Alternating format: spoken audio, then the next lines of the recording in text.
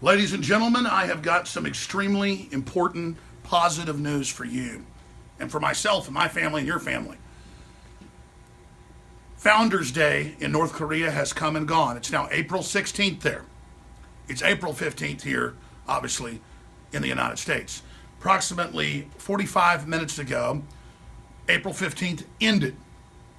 North Korean dictator, third generational dictator, Kim Jong-un, had pledged to celebrate the birthday of his dead grandfather, the founder of the North Korean hermit dictatorship, with testing for North Korea a high-powered nuclear weapon in their sixth consecutive test since he came to power.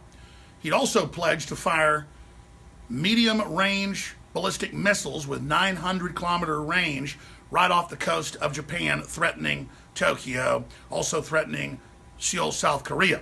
President Trump had sent what he called an armada, multiple task forces, submarine task forces, carrier task force, ground forces, ww3 bombers with nukes loaded, and air-launched cruise missiles in Guam had all gone on highest alert because North Korea had been threatening to nuke Seoul, just 30 miles over their border, and had been threatening to nuke Tokyo.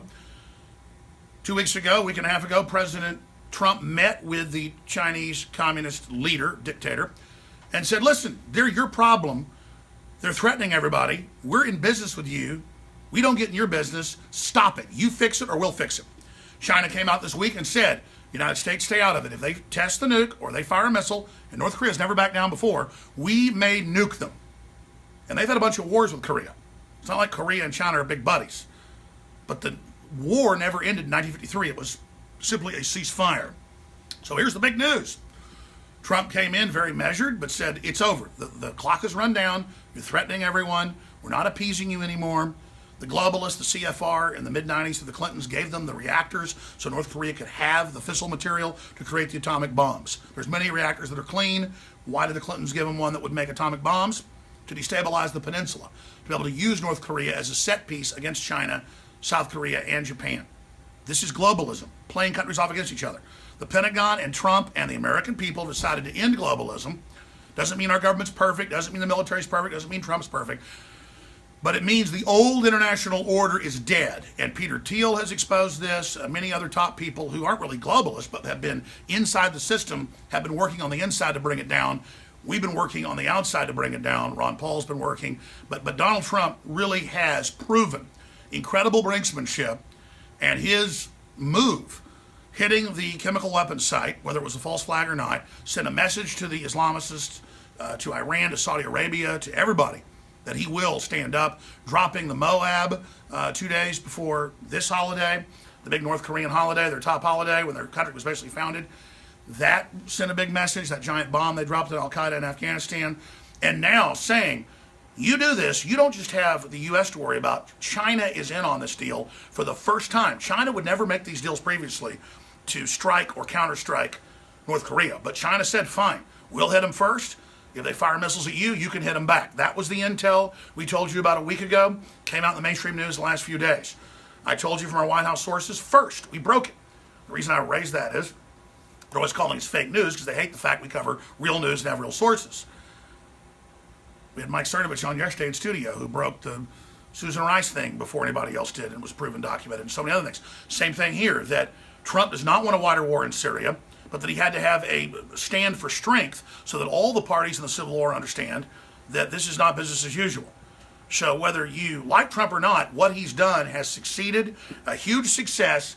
North Korea backed down. They had pledged to test a nuclear weapon today. That's still the 15th here. It's the 16th there as of, again, 50 minutes ago. As I sit here Texas time, they're now an hour in or so into their new day on the 16th. So they backed down on a nuclear test. They backed down on shooting missiles off the coast of Japan. They've been doing that a whole bunch, as you know. So this is a major de-escalation. Now, will North Korea try something later? Probably. But they're trying to hold everybody hostage, this little fat, demonic, hereditary dictator.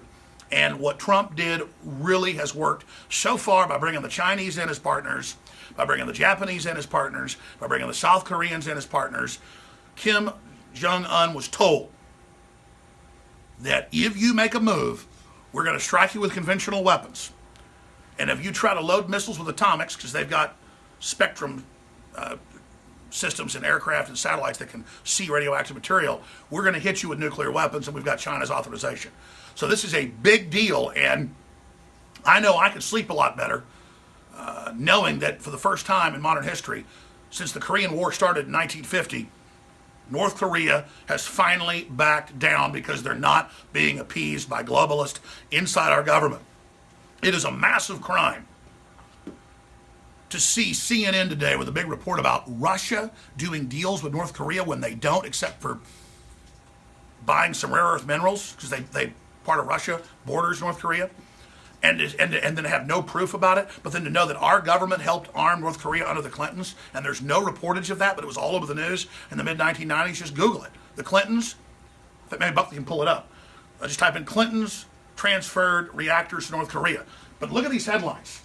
They're right there, and there's several others I'm going to go to, where they are suddenly showing their new ICBMs, supposedly, in a parade today.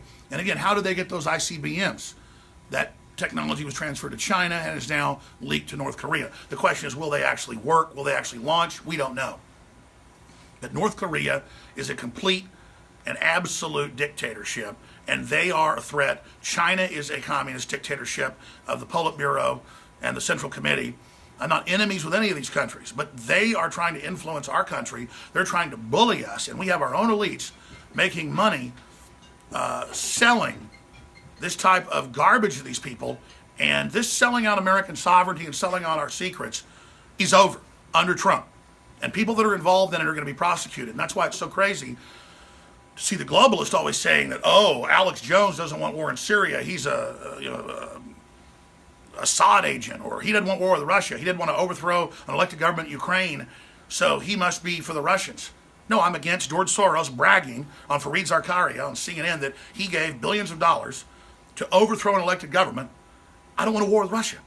If Russia was in our business like China, buying up Hollywood, trying to censor films and books and all this, I'd be in Russia's grill. I'm not Russian. I've never been to Russia. I've studied it. But the reality is humanity is awakening and good things are happening. Now there it is. Thank you, Jimmy Carter and Bill Clinton, for North Korean nukes. And the Democrats have a long history of it. There's the New York Post. And it goes over all of it. Just please get research, folks. MSM calls anybody that's informed a conspiracy theorist, hoping, like they'll call a porn star a star when it's really just a prostitute that has sex on camera. And they get paid like $1,000. Is that a star? I'm not knocking people in porn. The point is, it's all labels. Real investigative journalists that have major breaking stories, exclusives like InfoWars, Paul Watson, our great crew, we get called conspiracy theorists by MSM because we're on target, because we really do talk to the White House, because we really do have the sources, because our liberty movement that you and all of us together have promoted and founded is spreading across the world against globalism. So it's a very exciting time to be alive. And I was really worried about this brinksmanship. I knew North Korea had to be stood up against. They've been out of control. They've been threatening everybody. They've been enslaving and killing their own people. And Trump stood up to them. And so far, this was the day they were going to saying, we're going to shoot our missiles off. We're going to test our nuke. If you try to stop us, we're going to nuke your task force, your armada. And guess what, ladies and gentlemen? It didn't happen. So this is a big deal. So I thank God for this. I want to thank you all for your prayers. I know I prayed a lot yesterday. I know I had a lot of trouble sleeping last night. I usually sleep like a baby. I know that I have just been really, really concerned. And so this is good news.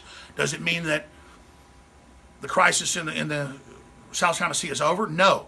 But it means that there is the beginning of the cessation. And China's starting to negotiate now about grabbing all those territorial waters that weren't theirs from Japan, the Philippines, and others, and claiming those most busy shipping lanes in the world. We're seeing so much de-escalation right now. Russia's starting to come to the table on Syria. A lot of good things are happening. So I'm very, very excited. In closing, Easter is tomorrow, Christian holiday, Christ risen from the dead. I'm a Christian. I want to wish Christians everywhere. I saw an Economist magazine article saying worldwide persecution against religious groups is way up. Their map shows where all the Muslims are, but never points out it's Muslims. That's a new article. And I was just thinking about how that Rothschild publication was attacking me in another article for, being this Assad agent with no proof. It's just crazy. Because I'm saying the rebels have a history of false flags. They've been caught doing it. And just because I'm saying the same thing as Assad says, I said it before him, by the way, I'm supposedly working for him. Again, we're not allowed to have our own thought processes, our own memories here. But if you go to a David Knight report on Infowars.com, there's a headline dealing with it, the cross under attack, and we have Easter being canceled in one of the largest Christian minority nations in the Middle East, in North Africa, that's Libya. So again, even the UN admits persecution of Christians the last decade has doubled. It's by Muslims. Hindus and Christians get along in India. Hindus and Muslims don't. So I'm not here to bash Muslims. The dominant Orthodox Islam is aggressive, is jihadi based, and is expanding. And the European elite and the globalist elite, just like they were allied with communist North Korea, they've been allied with radical Wahhabist Islam. There's the report. And then there were none. Fed up, fearful Christians leaving the Middle East. Yeah, that's out of The Economist. But that's another article where they admit it. They had one today when I was on their site. It was like another story, and the hit piece on me was a little story on the side. It was like, oh, worldwide tolerance of religions is way down. And you look at a map, it's all Muslims. Here it is. And they show you, here it is. They show you the map. You can probably zoom in on it. Freedom of worship is on the decline in many countries. It's almost all Muslims doing it. It's like 95% of the persecution is Muslims against Christians, but again, they won't even tell you. So if you pull up the story on Infowars.com by David Knight, he links to all the articles where they're blowing up churches. You want to pull up the suicide bombing last Sunday? Sure. Let's pull it up on bombing Palm Sunday. I mean, you want to see what's going on, ladies and gentlemen. They couldn't get into the full church because the guards wouldn't let them in, so they went out and just blew up a bunch of Muslims in the street because maybe they'd get 2 or 3 Christians coming in. What the hell kind of stuff is this? So we're dealing with radical communism coming out of the Korean Peninsula and the South China Sea. We're dealing with Islam. These are the real threats, and our elites have been allied with it. They've let in 5 million people the last 3 years into Europe. 80% plus are military-age men. This is a real issue. What are they doing with this? Why are they covering up the truck attacks, the car attacks, the stabbings, the shootings? Because they've got some bigger plan with these Muslims. And now they've told us, make us give up our rights because we're making them mad and making them blow us up. Now in Stockholm, the government came out and the newspaper said, let's ban cars because it's the cars killing people. Nothing about Muslims. Again, on this Easter, this isn't me bashing Muslims. I'm not blowing Muslims up. I'm not stabbing Muslims. I'm not killing Muslims. I'm here seeing bombings all over the Middle East and Christians being killed. Last Palm Sunday and today there's already been bombings, and you know there's going to be a bunch tomorrow in Pakistan, in Iraq. And of course, not in Saudi Arabia, no Christians are allowed there. And of course in Syria.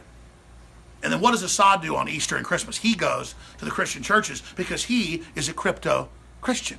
That's well known. And that's why they don't like Assad, because he's a Christian, and so is his family. So here it is. Here's the bombing. Let's zoom in a little bit over there. Now let's show. This is what they do on Palm Sunday, last Sunday. This is what they do. They plant their bomb, they creep off, and well, we can't get inside the church to blow everybody up, so let's just get who we can, even if it's some Muslims on the street. And that's your religion of peace right there. So I want listeners to understand something. The only way this video goes viral, because we're about to end it, it won't be live anymore, is if you post it on Facebook, Twitter, Google, on your Instagram, on your whatever it is. You have to humanly do it now because they're blocking us being able to share it. They admit they're censoring us, they're cutting us off. So I want to thank you all for your support. InfoWars is under unprecedented globalist attack.